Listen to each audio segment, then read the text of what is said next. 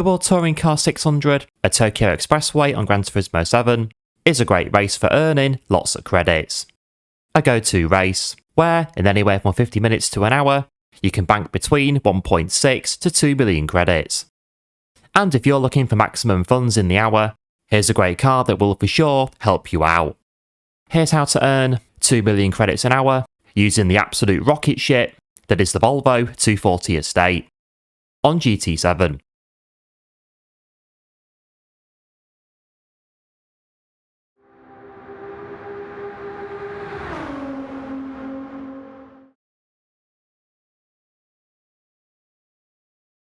And here we are for the World Touring Car 600 at Tokyo Expressway. 12 laps, 3 times fuel, 12 times tyre for cars up to 600 pp, with 550,000 credits up for grabs, where you can use your own car.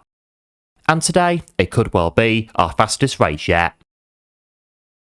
And that's because of this, the Volvo 240 estate. The car, running as the 240 Turbo in international touring cars in the 1980s, is on GT7 a real rocket ship in disguise, and is capable of completely destroying this race by quite some way. Buy the car from the used car dealership for 48,700 credits. Head over there when the car's available to pick it up. And once you've got it, go over to GT Auto, where, first things first, go for the engine swap. Installing for 300,000 credits, the LS7 BRZ, a 7.8 litre turbocharged drift engine to power us round.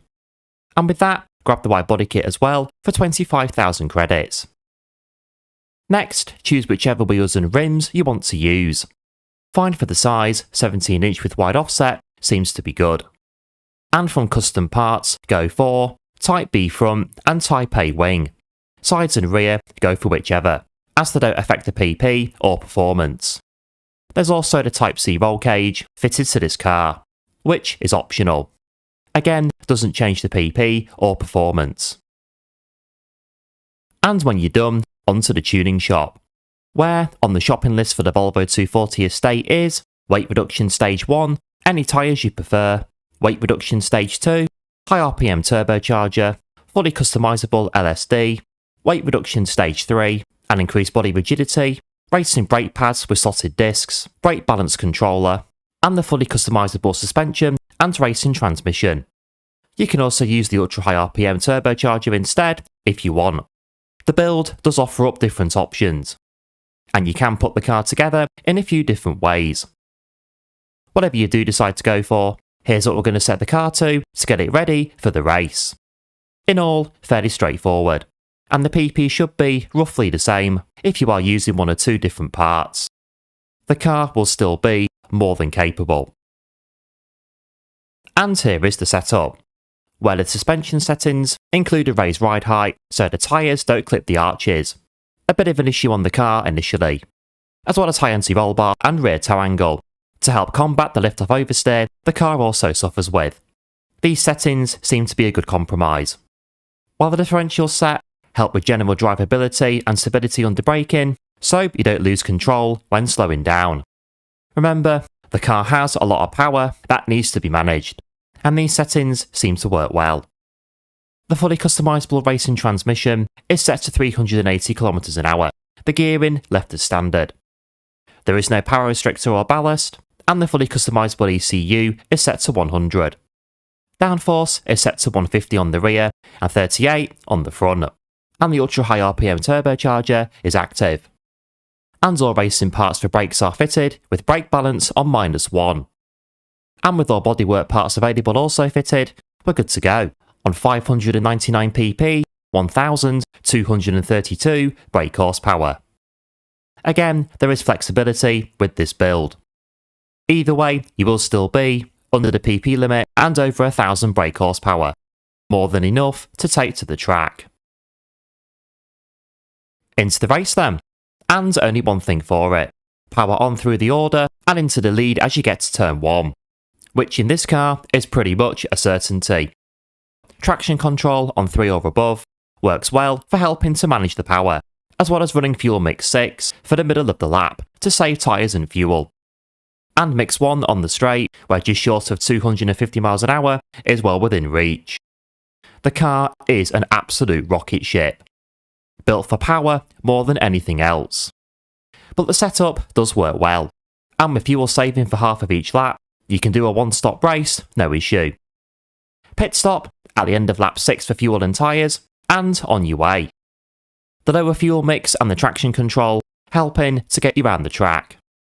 Just take your time and try to brake as straight as possible for corners, and you should be okay. And as the track dries out as the race goes on, you can turn down the TC a bit if you want, but fine leaving it on what you start with, you will still near enough destroy the entire field. Even if you do end up spinning out a couple of times, you will still destroy the entire field. With the Volvo, there is no doubt about it whatsoever. A very straightforward race in the end.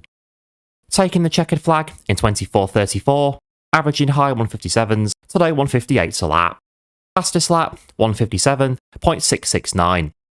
Think my fastest lap to date doing this race.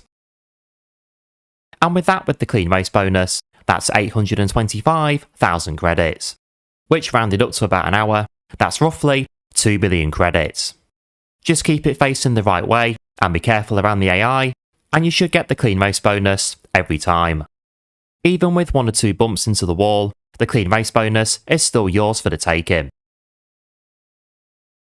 And there we are, 2 million credits an hour in the Volvo 240 estate rocket ship, which completely destroys the World Touring Car 600 at Tokyo Expressway.